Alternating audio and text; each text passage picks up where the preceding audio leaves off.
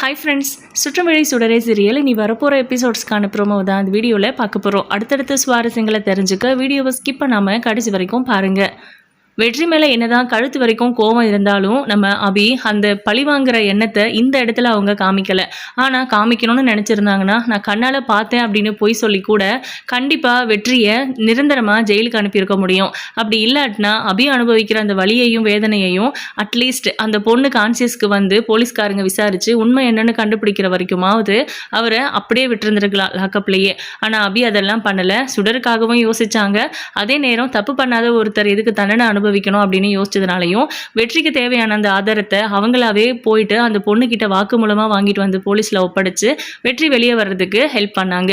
வெற்றி வந்து அப்படியே பிரமிச்சு போய் நிற்கிறாரு. அவரை பொறுத்த வரைக்கும் அபி கெட்டவங்க, அபி ஒரு கொலைகாரி, அதுவும் நம்பிக்கை துரோகி. அவங்க போய் எப்படி நமக்கு இவ்வளோ பெரிய ஹெல்ப் பண்ண முடியும் அப்படிங்கிற மாதிரி அவருக்கு ரொம்ப குழப்பமாக இருந்துச்சு. இந்த விஷயத்தை பற்றி நம்ம புலிக்குட்டி கிட்ட கேட்டப்போ அதாவது ஒரு உறவுகளோட பலம் அப்படிங்கிறதே நம்பிக்கைன்னு சொல்லுவாங்க. அந்த நம்பிக்கை அபிக்கும் சுடருக்கும் மேலே இருக்கு. நீ யாருன்னே தெரியாம சுடர் மேலே இவ்வளோ அன்பு காட்டுறா. அபியோட வாழ்க்கையில் நீ என்ன பண்ணியிருக்க அப்படின்னு தெரிஞ்சிருந்தோம் கூட அபி உனக்காக இப்படி ஒரு காரியத்தை பண்ணியிருக்காங்க. அங்கே தாண்டா அவங்க உன்னை இவ்வளோ நம்பியிருக்காங்க. அவங்க நம்பின ஒருத்தரோட உண்மையான முகத்தை அவங்க தெரிஞ்சிருக்கிறதுனால தான் இப்படி ஒரு உதவியை அவங்க உனக்காக பண்ணியிருக்காங்க. ஆனால் நீ உன்னை நம்பி உன்னை மட்டுமே நம்பி அந்த வீட்டுக்கு வந்த உன்னோட வைஃபை நீ நம்பாமல் போயிட்டடா. அதுதான்டா நீ பெரிய தப்பு பண்ணிட்ட. அந்த ஒரு தப்பு காரணம் தான் இப்போ வரைக்கும் உன்னோட குழந்தை அனுபவிக்கிற கஷ்டங்களை உன்னால் சரி பண்ணுறதுக்கு கூட முடியாம அளவுக்கு கடவுள் கொண்டு வந்து வச்சிருக்க. தயவு செஞ்சு புரிஞ்சுக்கோ வெற்றி. அபி ஏதோ ஒரு வகையில் தப்பு பண்ணியிருக்காங்க அப்படின்னு நீ நினைக்கிற. ஆனால் நான் சொல்கிறேன் அபி இந்த மாதிரியான குணம் உள்ளவங்க கண்டிப்பாக தப்பு பண்ணியிருக்க மாட்டாங்க. ஏதோ ஒரு தப்பு நடந்திருக்கு. அந்த பழி அபி மேலே பாவமாக விழுந்திருக்கு. அதாவது பாவம் ஒரு பக்கம் பழி ஒரு பக்கம்னு சொல்லுவாங்க. அந்த மாதிரி தான் நம்ம அபியோட விஷயத்தில் நடந்திருக்கு. அவங்க ரொம்ப பாவம்டா. அவங்கள இந்த நிலைமையில பார்க்கவே முடியல. அவங்களும் நீயும் மறுபடியும் சந்தோஷமாக சுடர் கூட வாழணும். அதை நான் பார்க்கணும். அதுக்காகவாச்சும் சொல்கிறேன் வெற்றி, தயவு செஞ்சு இந்த விஷயத்தில் யார் தப்பு பண்ணியிருப்பாங்க, ஆக்சுவலாக பார்வதி அக்காவை யார் கொலை பண்ணியிருப்பாங்க, இல்லை அவங்களே ஏதாவது தற்கொலை பண்ணிக்கிட்டாங்களா, வேறு ஏதாவது பிரச்சனையா அப்படிங்கிறது எல்லாத்தையும் நீ தேடி கண்டுபிடிக்கணும். இதுக்கு மேலே தான் இந்த டாஸ்க்கவே நீ தொடணும் அப்படிங்கிற மாதிரி சொல்கிறாங்க. இல்லை என்னால் அதை பண்ண முடியாது. நான் கர்ணாவை முழுசாக நம்புகிறேன். ஒருவேளை நான் இந்த மாதிரி யோசித்தா கர்ணாவையும் சந்தேகப்படுற மாதிரி ஆகிடும்ல அப்படின்னு. கர்ணா அண்ணனா போயிட்டு பார்வதியை அபிதான் கொண்டான்னு சொன்னாங்க. இல்லையேடா, நீ தானடா சொன்ன. அவங்க அன்னைக்கு என்ன நடந்துச்சுங்கிறத யோசிக்காம நீ தானே சாட்சி சொன்ன அப்படின்னு கேட்குறாங்க. ஆமாம் புலி, நான் அதை யோசிக்காமல் விட்டுட்டேன் பாத்தியா. நான் சொன்ன சாட்சி தான் அபி ஜெயிலுக்கு போகிறதுக்கு ரொம்ப ஸ்ட்ராங்கான சாட்சியாக இருந்துச்சு அப்படின்னு சொல்கிறாங்க. ஒருவேளை அந்த மாதிரி யாராவது சித்தரிச்சிருந்தாங்கன்னா அப்படின்னு கேட்குறாங்க.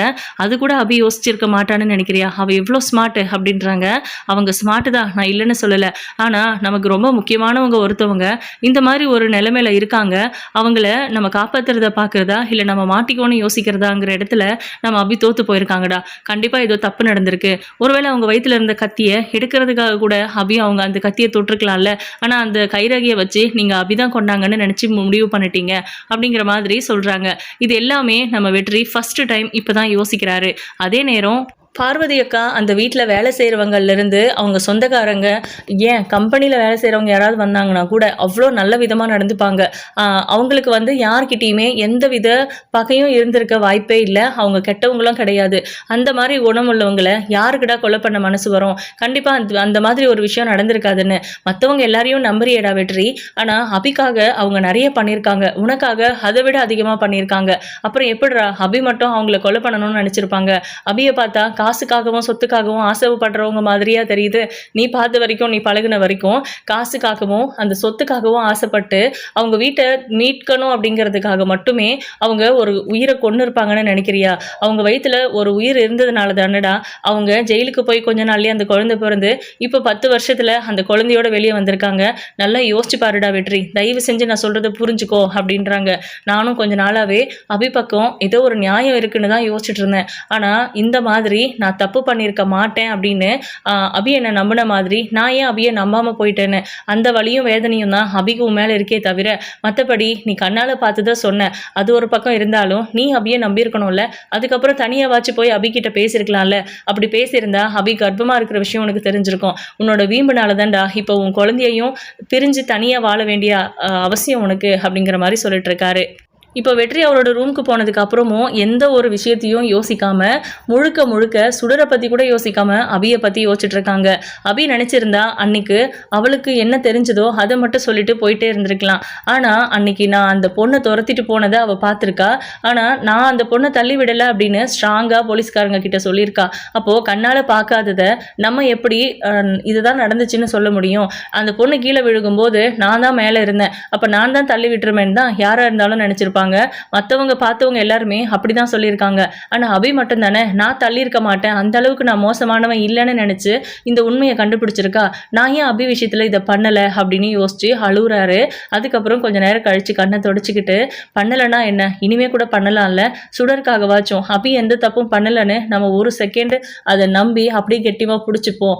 அபி கொலை பண்ணலை, அபி மேலே இந்த பழி விழுந்திருக்கு, பார்வதி அக்காவை கொலை பண்ணது வேற யாரோ தான் அப்படிங்கிற விஷயத்த நம்ம நம்புவோம். அதை நம்பிக்கிட்டு கண்டிப்பாக நம்ம தான் என்ன நடந்திருக்குங்கிறத கண்டுபிடிக்கணும். அதை அலசி ஆராய்ஞ்சு அது பின்னாடி போனோம்னா கண்டிப்பாக நம்மளால் உண்மையை கண்டுபிடிக்க முடியும் அப்படிங்கிற மாதிரி ஒரு சபதம் எடுக்கிறாரு. அபியை பற்றி முதல் டைம் நம்ம வெற்றி நல்ல விதமாக யோசிக்கிறாரு பார்வதி அக்காவோட கொலை வழக்குக்கு அப்புறம். இப்போது சுடர் வெற்றியை பார்க்கணுன்னு நினைக்கிறாங்க. வெற்றி இதையே யோசிச்சு விடிய விடிய தூங்காமல் இருந்தோம். போலீஸ் ஸ்டேஷன் அவரை நிறைய அடிச்சிருக்காங்க அப்படிங்கிறதுனாலையும் அவருக்கு நல்லாவே ஃபீவர் வந்துடுச்சு. ஏற்கனவே அவருக்கு வயிற்றுல அடிபட்டு இருந்துச்சு. அதில் மீண்டு வர்றதுக்கு முன்னாடியே அடுத்து இந்த மாதிரி ஒரு ஆக்சிடென்ட் அவருக்கு. ஸோ எல்லாமே அவருக்கு தப்பாக நடந்துக்கிட்டு இருக்குது. சுடர் வெற்றியை எப்படியாவது பார்த்தாகணும்னு நினைக்கிறாங்க. 4 நாள் லீவ் வேற, கண்டிப்பாக ஸ்கூலுக்கும் போய் வெற்றியை பார்க்க முடியாது. போனோம்னா கூட அவர் வருவார் அப்படிங்கிற மாதிரி யோசிச்சுட்டு ரொம்ப டென்ஷனாக இருக்காங்க. இப்போது சுடர் டல்லாக இருக்கிறத பார்த்துட்டு அபிக்கு புரியுது வெற்றியை பார்க்கணும்னு நினைக்கிறாங்க அப்படின்னு. என்னாச்சு அப்படின்னு கேட்குறாங்க. ஒன்றும் இல்லை அம்மோ அப்படின்ட்டு. என்ன கேப்டனை பார்க்கணுன்னு நினைக்கிறியா, அதனால தான் இப்படி சோகமாக இருக்கியா அப்படின்னு. ஆமாம் அம்மோ, நீங்கள் தான் எப்போவுமே என்னை சரியாக புரிஞ்சுக்கிறீங்கன்னு. இந்த ஐஸ் வைக்கிற வேலையெல்லாம் வேணாம், ஸ்கூல் லீவ் முடிஞ்சு அதுக்கப்புறம் ஸ்கூலுக்கு போவேல, அப்போ வேணும்னா நீ உன் கேப்டனை பார்த்துக்கோ, இப்போல்லாம் வேண்டாம் அப்படின்றாங்க. நான் ஃபோன்லேயாவது பேசிக்கிறேனே அம்மோ அப்படின்னு கேட்குறாங்க. சரி ஓகே அப்படின்னு ஃபோன் பண்ணி பேசுறதுக்காக கொடுக்குறாங்க. அப்படி பேசும்போது அவர் ரொம்ப முடியாமல் பேசுகிறாரு. என்னாச்சு கேப்டன் அப்படின்னு சுடர் கேட்குறாங்க. ஒன்றும் இல்லைடா, நான் நல்லா தான் இருக்கேன், நீ நல்லா இருக்கியா அப்படின்னு கேட்குறாங்க. நான் நல்லா இருக்கேன், எனக்கு ஸ்கூல் 4 days லீவு, அதனால தான் என்னால் உங்களை பார்க்க முடியல, பேசாமல் நீங்கள் என்னை பார்த்துட்டு போகிறீங்களா அப்படின்னு. எனக்கு உடம்பு ரொம்ப முடியலடா, எனக்கு ஃபீவரிஷாக இருக்குது அப்படின்னு சொல்கிறாங்க. என்னாச்சு கேப்டன் அப்படின்னு. ஒன்றும் இல்லைடா, நான் பார்த்துக்கிறேன், நீ ஃபோனை வை, பத்திரமா இரு, நான் 4 days கழித்து உன்னை பார்க்குறேன்னு சொல்கிறாரு. என்னால் உங்களை பார்க்காம இருக்க முடியாது கேப்டன் அப்படின்னு சொல்லிட்டு இருக்க அபி இருந்துட்டு ஃபோனை வை அப்படின்னு சொல்கிறாங்க. ஃபோனை கட் பண்ணிடுறாங்க. அதுக்கப்புறம் நம்ம வெற்றிக்கு வேற அபிய சுடரை பார்த்தே ஆகணும் அப்படின்னு மனசு துடிக்குது. பட் என்ன பண்ண முடியும், அவரால் சுத்தமாக முடியல. புலிக்குட்டிக்கு கால் பண்ணால் அவர் ஏதோ வெளியூர் போயிருக்கிறதா சொல்கிறாரு. வெற்றி மட்டும்தான் தனியாக இருக்காரு, அவரை பார்த்துக்க யாருமே இல்லை அப்படிங்கிற மாதிரி. இப்போது நம்ம சுடருக்கு என்ன தோணுதுன்னா, வெற்றிக்கு சாப்பாடு எடுத்துகிட்டு போய் கொடுத்து பார்த்துட்டு வந்துடலாம் அப்படின்னு. அபி இதுக்கு ஒத்துக்குவாங்களா? கண்டிப்பாக ஒத்துக்க மாட்டாங்க. அதனால் என்ன பண்ணுறாங்க, நம்ம சுடர் அபிக்கிட்ட எனக்கு தூக்கம் வருதுன்னு சொல்கிறாங்க. நீ மதிய நேரத்தில் மேக்ஸிமம் தூங்க மாட்டேன், என்ன நீ தூங்கணும்னு சொல்கிற அப்படின்னு கேட்குறாங்க. ஆமாமோ, எனக்கு தூக்கமாக வருது அப்படின்னு சொல்கிறாங்க. சரிவா தூங்கு அப்படின்னு, நீங்களும் என் பக்கம் படுத்துக்கணும் அப்படின்றாங்க. நடு ஹாலில் தான் நம்ம தூங்குறோம், எல்லாருமே அவங்கவுங்க நடமாடிட்டு இருக்கும்போது நம்ம எப்படிடா தூங்க முடியும் அப்படின்னு சொல்லி கேட்குறாங்க. அதெல்லாம் தூங்க முடியும், தியா தருண் மட்டும்தான் வெளியே விளையாடிட்டு இருக்காங்க, அத்தை ஏதோ வேலையாக இருக்காங்க, மாமா இல்லை வீட்டில். அப்புறம் என்ன, ப்ளீஸ் அம்மோ என் கூட தூங்குங்க, நீங்கள் என் கூட அட்லீஸ்ட் நான் தூங்குற வரை இருங்க அப்படின்னு சொல்கிறாங்க. சரி ஓகே இரு, நானும் மாத்திரை போடணும், மாத்திரை போட்டால் எனக்கும் ஒரு மாதிரி கிறக்கமாக இருக்கும் அப்படின்னு சொல்லிட்டு மாத்திரை போட்டுட்டு படுக்கிறாங்க. சுடர் தூங்குறதில்ல, அபி தூங்கிடுறாங்க. இப்போ அவங்களுக்கு இதுதான் வாய்ப்பு, இப்போவே போய் நம்ம எப்படியாவது கேப்டனை பார்த்துட்டு வந்துடணும்னு அபியோட பர்ஸில் கொஞ்சம் பணம் எடுத்துக்கிறாங்க. அதுக்கப்புறம் கிச்சனில் போய் அபி சமைச்சு வச்சிருக்கிற சாப்பாடை எடுத்து பேக் பண்ணி எடுத்துக்கிட்டு வெற்றியை பார்க்கறதுக்காக சுடர் போயிட்டுருக்காங்க. ஆக்சுவலாக அந்த நேரத்தில் வெற்றியுமே முடியலனா கூட எப்படியும் சுடரை பார்த்தே ஆகணும், நம்மளை பார்க்காம அவள் தான் ஏங்கி போயிருக்கா, நம்ம தான் இப்படி இருக்கோம்னா அதை விட பிள்ளைக்கு ஏக்கமாக இருக்குது போல இருக்குது, நம்மளாலேயே தாங்க முடியலையே, பிள்ளை எப்படி இதை தாங்கிப்பா அப்படின்னு யோசிச்சுட்டு அவர் சுடரை பார்க்கறதுக்காக வண்டியில் வந்துட்டுருக்காரு. அந்த நேரம் பார்த்து யாரோ முகமுடி போட்ட ஒரு 3 பேர் வெற்றியை வண்டியிலேருந்து கீழே தள்ளி விடுறாங்க, ஆக்சிடென்ட் பண்ணுற மாதிரி. அதுக்கப்புறம் வெற்றி எந்திரிச்சு நிற்கிறாரு, அவரால் எந்திரிச்சு நிற்க கூட முடியல. அந்த 3 பேரும் வெற்றியை ரவுண்ட் பண்ணிவிட்டு அவரை கொலை பண்ணுறதுக்காக ட்ரை பண்ணிகிட்ருக்காங்க. சுடர் வந்து மகேஷோட வீட்டுக்கு போகிறதுக்காக, அதாவது கர்ணாவோட வீட்டுக்கு தானே போகணும் வெற்றியை பார்க்கணுன்னா, ஆட்டோவில் போயிட்டுருக்காங்க. திடீர்னு வெற்றியோட வண்டியை பார்த்துட்டு அங்கே என்ன நடக்குதுன்னு நோட் பண்ணிடுறாங்க. உடனே ஆட்டோக்காரங்க கிட்ட சொல்லி ஆட்டோவை நிறுத்தி சுடர் அங்கே ஓடுறாங்க. என்ன பண்ணுறீங்க, விடுங்க விடுங்கன்னு. வெற்றிக்கு வந்து உடம்பு சரியில்லாததுனால அவங்கள எல்லாரையும் ஃபேஸ் பண்ண முடியல. அவங்கள சும்மா அடிக்கிறாங்க. அதை விட அதிக அடி நம்ம வெற்றிக்கு விழுகுது. 2 பேர் பிடிச்சிக்கிறாங்க. 3வதாக இருக்கிற ஆள் கத்தியால் குத்துறதுக்காக ஓடி வராங்க. இருங்க அப்படின்னு சொல்லி நம்ம சுடரு அங்க இருக்கிற ஒரு கல்லை தூக்கி குத்த வந்தவர் மேல போடுறாங்க. அடுத்த கல்லை தூக்கி பிடிச்சிட்டு இருக்கிறவங்க மேல போடவும் வெற்றி ஒரு வழியா அவங்கள அடிச்சு துரத்திடுறாங்க. இப்போ ரோடு, அதாவது வெற்றி காப்பாத்திட்டோம் அப்படிங்கிற சந்தோஷத்துல சுத்தி முத்தி எதுவுமே பார்க்காம சைட்ல வர வண்டியையும் நோட் பண்ணாம சுடர் அப்படியே ரோட் கிராஸ் பண்ண ஒரு 2 வீலர் வந்து சுடர் மேலே மோதிடுறாங்க. மோதிட்டு எங்கே அவங்கள பிடிச்சிப்பாங்களோ அப்படின்னு பயந்து ஓடியே அவங்க வேகமாக வண்டியை ஓட்டிட்டு போயிடுறாங்க. சுடர் அப்படியே மயங்கி கிடக்குறாங்க. என்ன ஆச்சோ தெரியலையே அப்படின்னு ஆட்டோக்காரரும் நம்ம சுடரும் வெற்றியும் ஓடி வந்து சுடரை பார்த்தா அவங்களுக்கு தலையில் அடிபட்டிருக்கு. கையில் காலெல்லாம் அங்கங்கே லேசாக சிராச்சி விட்டுருக்கு. தலையில் அடிபட்டதுனால தான் அவங்க மயங்கியிருக்காங்க அப்படின்னு இவங்க புரிஞ்சுக்கிறாங்க. உடனே அவரால் வண்டி ஓட்ட முடியாது அப்படிங்கிறதுனாலையும் சுடர் மயக்கத்தில் இருக்கிறதுனால கூட்டிகிட்டு போகிறது கஷ்டம் அப்படிங்கிறதுனாலையும் தூக்கிட்டு ஆட்டோவுக்கு ஓடுறாரு. சுடர்னு சொல்லிட்டு வெற்றி கத்துறாரு. அப்போ சுடர் கண் முழிச்சு, கேப்டன் உங்களுக்கு ஒன்றும் ஆகலைல்ல, நீங்கள் நல்லா இருக்கீங்கல்ல, உங்களுக்கு எதுவும் ஆகலைல்ல, உங்களை அந்த பூச்சாண்டிங்க வயிற்றுல குத்தலைல்ல அப்படின்லாம் சொல்லி கேட்குறாங்க. நான் நல்லா இருக்கேன்டா, நான் தான் உன்னை தூக்கிட்டு இருக்கேன் பாரு, சுடர் அப்படின்னு வெற்றி கூப்பிடுறாரு. அதுக்குள்ளே மறுபடியும் சுடர் மயங்கிடுறாங்க. அவள் நல்லா தான் இருக்கா, ஹாஸ்பிட்டலுக்கு போகலாம், முதலுதவி கொடுக்கணும் அப்படின்னு அந்த ஆட்டோலேயே சுடர் வந்த அந்த ஆட்டோலேயே நம்ம வெற்றி வந்து கூப்பிட்டு போயிட்டு இருக்காரு. அப்போ தான் சுடர் எடுத்துகிட்டு வந்த அந்த லஞ்ச் பேக்கை பார்க்குறாங்க. எனக்கு சாப்பாடு எடுத்துட்டு வர்றதுக்காக தான் சுடர் வந்திருக்கா போல இருக்கு, அபி ஏன் தனியா அனுப்புனா, ஒருவேளை அபிக்கு தெரியாம வந்திருப்பாளா அப்படின்லாம் வெற்றி ரொம்ப பயந்துட்டு இருக்காரு. இப்ப பாத்தீங்கன்னா நம்ம வெற்றி சுடரை ஹாஸ்பிட்டல்ல அட்மிட் பண்ணிட்டு இதுதான் நடந்துச்சு, ரோட் கிராஸ் பண்ணும்போது ஒரு வண்டியில வந்து மோதிட்டாங்க குழந்தை மேல அப்படின்லாம் சொல்லி விஷயத்த அவங்க கிட்ட டீட்டெயிலா எக்ஸ்பிளைன் பண்ணிட்டு, குழந்தைக்கு என்ன எவ்வளவு செலவானாலும் குழந்தைய காப்பாத்தி கொடுங்க டாக்டர் அப்படின்னு அவங்க கால்ல எல்லாம் விழ போறாரு வெற்றி. முதல்ல குழந்தை என்ன கண்டிஷனில் இருக்காங்கன்னு பார்த்துட்டு சொல்கிறோம், நீங்கள் வெயிட் பண்ணுங்க அப்படின்னு சொல்லிட்டு போகிறாங்க. அபிக்கு விஷயம் தெரிஞ்சதோ இல்லையோ, அவளுக்கு தெரிஞ்சதுன்னா அவ்வளவுதான் அப்படிங்கிற மாதிரி பயந்துட்டு இருக்காரு வெற்றி. அதுக்கப்புறம் புலிக்குட்டிக்கு கால் பண்ணுறாங்க. நான் இப்போ தான் வெற்றி ஊருக்கு வந்துக்கிட்டு இருக்கிறேன், நான் வெளியூர் வந்திருந்தேன் அப்படின்னு சொல்கிறாங்க. சரிடா, இந்த மாதிரி தான் சுடருக்கு ஆக்சிடென்ட் ஆகிடுச்சு அப்படின்னு. என்னடா சொல்கிற அப்படின்னு அவரு பதற்றமாக கேட்க, ஆமாம் சுடர் இப்போது ஐசியூவில் இருக்கா, எனக்கு ரொம்ப பயமாக இருக்குது, தலையில் அடிபட்டிருக்கு, அவள் என்கிட்ட பேசினா என்ன ஒரு 2-3 பேர் கொலை பண்ணுறதுக்கு வந்தாங்கடா, அவங்க கிட்ட இருந்து என்னை காப்பாற்றுதான் நினச்சிக்கிட்டு அவ உயிரையே கொடுக்க பார்த்துட்டா அப்படின்னு சொல்லி அழுகுறாரு. அபிக்கு தெரியுமாடா இது அப்படின்னு. இல்லடா அபிக்கு தெரியாது, அவளுக்கு தெரியாம தான் வந்திருப்பா போல இருக்கு, எனக்கு தாண்டா பிள்ளை சாப்பாடு எடுத்துட்டு வந்திருக்கா, அவளுக்கு இப்படி ஆயிடுச்சு அப்படின்னு வெற்றி கதறி அழுகுறாரு.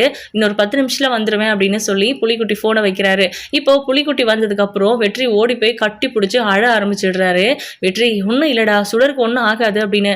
டாக்டர் வந்து ரொம்ப ரொம்ப சீரியஸா இருக்காங்க, குழந்தை தலையில நல்லாவே அடிபட்டிருக்கு, அவங்கள காப்பாத்துறது கொஞ்சம் கஷ்டம்தான், அவங்களோட பிளட் நிறைய லாஸ் ஆயிருக்கு அப்படின்னு சொல்ல, என்னோட உடம்புல இருந்து எவ்வளோ பிளட்னாலும் எடுத்துக்கோங்க அப்படின்னா வெற்றிக்கு வந்து ஃபீவரிஷா இருக்கு, பயங்கர ஃபீவரா வேற இருக்கு, அதனால அவரோட உடம்புல இருந்து உடனே பிளட்லாம் எடுக்க முடியாது அப்படிங்கிற மாதிரி சொல்லிடுறாங்க. இப்போ பார்த்தீங்கன்னா அபிக்கு கால் பண்ண சொல்றாங்க, ஏன்னா அபிக்கும் அதே பிளட் குரூப் அப்படின்னு சொல்லி.